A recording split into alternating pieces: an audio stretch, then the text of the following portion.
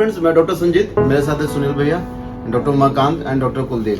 सुनील भैया यूएस से बिलोंग करते हैं। इनको वहाँ पे फिस्टुला डायग्नोस हुआ था और वहाँ पे इन्होंने 2 बार सर्जरी कराई थी और फाइनली ये इंडिया आए हैं। क्षारसूत्र इन्होंने सर्च किया गूगल पे, तो इनको क्षारसूत्र के बारे में जो भी जानकारी मिली, इनको लगा कि ये बेटर थेरेपी है, क्योंकि ऑलरेडी 2 बार सर्जरी करा चुके थे इनके बाद। उसके बाद ऑप्शन भी नहीं था, तो इन्होंने इंडिया में आकर क्षारसूत्र के बारे में थोड़ा बहुत जाना।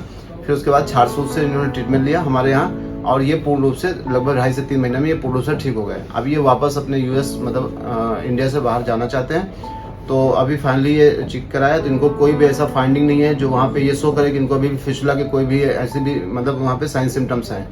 अब इनके कुछ क्वेश्चंस हैं, क्योंकि भाई हर व्यक्ति को होता है मुझे फिस्टुला हुआ कैसे।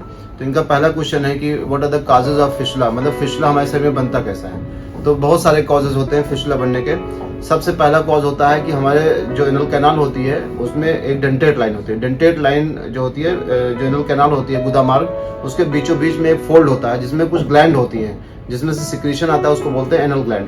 एनल ग्लैंड जो है म्यूकस सिक्रेट करती हैं ताकि हमारी म्यूकोजा मेम्ब्रेन वहाँ पे स्लिपी बनी रहे, ताकि हमारा जो लैट्रिन है वो आसानी से पास हो जाए। जैसे माउथ में सैलरी ग्लैंड सलाइवा बनाती है कि मुंह में चिपचिपापन रहे, नहीं तो वहाँ पे रूखापन आ जाएगा।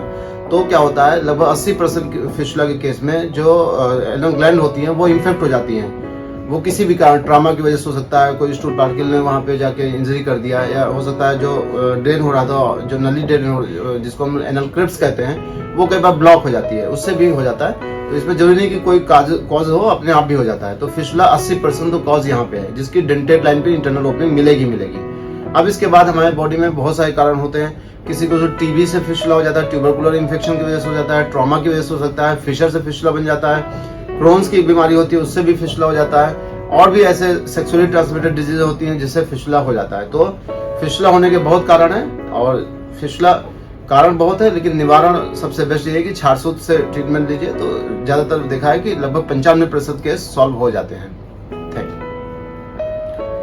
इनका दूसरा एक क्वेश्चन है कि what should be avoid in regular life to avoid this situation. तो डॉक्टर उमाकांत सर, आप बताइए क्या इनको अवॉइड करना चाहिए कि ताकि दोबारा इनको ना बने। इसमें जो हम लोग को मेन चीज़ें अवॉइड करनी चाहिए, उसमें हम लोग स्ट्रेनिंग नहीं करें, कॉन्स्टिपेशन हमें नहीं हो, अच्छे से पानी पिएं और अच्छे से खाना खाएं। ठीक है। और ऐसी कोई फूड हैबिट डॉक्टर साहब, मतलब जिसकी वजह से ऐसा हो सकता है और जिसको हम अवॉइड करें फ्यूचर में, मतलब कॉन्स्टिपेशन तो है कि हाँ कॉन्स्टिपेशन से बचें, लेकिन फूड में ऐसा कोई स्पेसिफिक कोई चीज़, ऐसे कोई स्पेसिफिक फूड नहीं होते हैं जिससे हम लोग को फिस्टुला हो जाए, लेकिन हम लोग को बस कॉन्स्टिपेशन अवॉइड करना चाहिए और स्ट्रेनिंग अवॉइड करनी चाहिए। और कई बार डायरिया, बहुत फ्रिक्वेंट डायरिया होता है, उससे भी फिस्टुला बन सकता है। या कॉन्स्टिपेशन में अगर बहुत ज़्यादा हार्ड या थिक या लार्ज स्टूल हम लोग को मलद्वार से पास हो रहा है, तो वहाँ फिशर की वजह से फिस्टुला बन सकता है। हालांकि जब हम लोग को कोई इस तरह की प्रॉब्लम होती है, उसके बाद इस तरह के चांसेस बहुत ही कम होते हैं।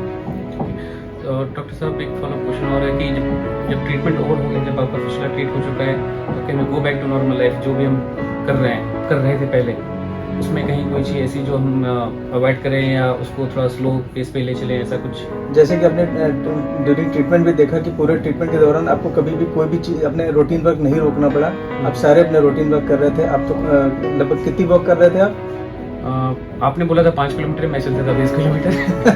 तो जब हम लोग पहले ट्रीटमेंट के साथ में हम इतने सारे काम कर रहे थे, तो बाद में भी हम लोग सारी चीज़ें कर सकते हैं। डॉक्टर कुलदीप बस, आप एक क्वेश्चन है कि how Ksharasutra is better option than other मतलब।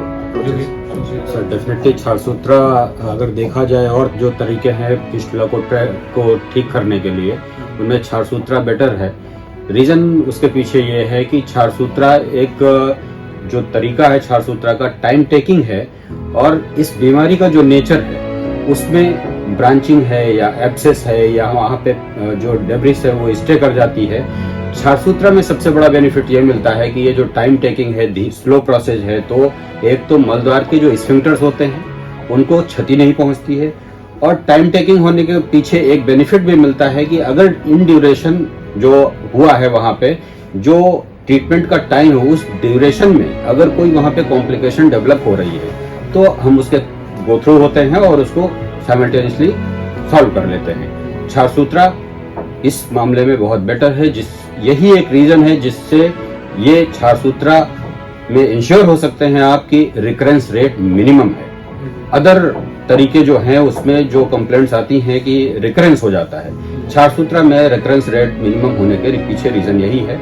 इसीलिए ये बेटर थेरेपी है, टाइम टेकिंग जरूर है लेकिन रिजल्ट बहुत अच्छा है। जैसे कि हम लोग बार बार बात करते हैं कि छारसूत्र की कमी भी सबसे बड़ी ये है कि इसमें बहुत ज़्यादा टाइम लगता है, क्योंकि बहुत लोग हम लोग के पास जब भी फ़ोन करते हैं या हम लोग से मिलने आते हैं उनको बस यही लगता है इसमें टाइम बहुत लगता है, लेकिन इसकी ताकत भी यही है कि इसमें टाइम बहुत लगता है, क्योंकि इस तरह के जहाँ पे स्फिंक्टर का इन्वॉल्वमेंट होता है हम सिंगल सर्जरी एक बार में परफॉर्म नहीं कर सकते हैं। इसीलिए छारसूत्र जब लोग बार बार रिप्लेस करते रहते हैं उसमें हमें टाइम जरूर लगता है, लेकिन बॉडी अपने आप वहाँ की मांसपेशी को काफ़ी हद तक रिकवर कर लेती है और वहाँ की टोनिसिटी नहीं गड़बड़ होती है। हम लोग को ना स्ट्रक्चर बनता है ना स्टेनोसिस बनती है और फिजिकल इनकॉन्टिनेंस भी होने के चांसेस लगभग ना के बराबर होते हैं। हाँ, यहाँ पे रहते हुए मैंने दरअसल देखा भी, मैं काफ़ी पेशेंट से मिला, किसी ने कुछ कराया था पहले और जो भी प्रोसेस उन्होंने कराया और वो रीकर हुआ फॉर सम रीज़न और वो वापस आए और उन्होंने यहाँ पे छारसूत्र के थ्रू जो है ट्रीटमेंट कराया। इनफैक्ट जब मैं यूएस में था तो जब मैं एक्सप्लोर कर रहा था कि व्हाट अदर ऑप्शंस आई है right apart from open surgery, तो जब मुझे पता लगा छारसूत्र के बारे में तो कुछ लोगों ने बोला कि नहीं बहुत ही टेढ़ी खीर है, बहुत ही मतलब टाइम लगेगा या गड़बड़ हो सकता है। तो लोगों ने जिसके पास जो इन्फॉर्मेशन थी उसके हिसाब से उन्होंने बताया, लेकिन फिर भी मैं सोचा कि नहीं है कि ये बेटर ऑप्शन है, क्योंकि ये आयुर्वेदिक अप्रोच जो कि हमारा सालों मतलब 5-6 साल पहले जो हाँ वहाँ से बताया गया था वो अप्रोच है, हर्बल मेडिसिन है, उसके थ्रू है, तो डेफिनेटली ये वर्क करेगा। तो वो होप लेके मैं यहाँ पे आया और फिर आप लोगों से मिला और अब मेरा जो है प्रॉब्लम सॉल्व हो चुकी है और जो भी इशू था मेरा वो रिजॉल्व हो चुका है। तो नाउ आई कैन से 100% कि हाँ कि ये this is the like method right, जिसके थ्रू हम डेफिनेटली इसको जो है सॉल्व कर सकते हैं। और एक मैं खुद ही बहुत बड़ा एग्जांपल हूँ जो मुझे बताया गया था 5 to 6 मंथ लगेगा बेस्ड ऑन माई सिचुएशन, लेकिन उसको हम फिर भी ओवरकम करके हमने जल्दी कर लिया सभी की हेल्प से। तो उसके लिए आप सभी को धन्यवाद।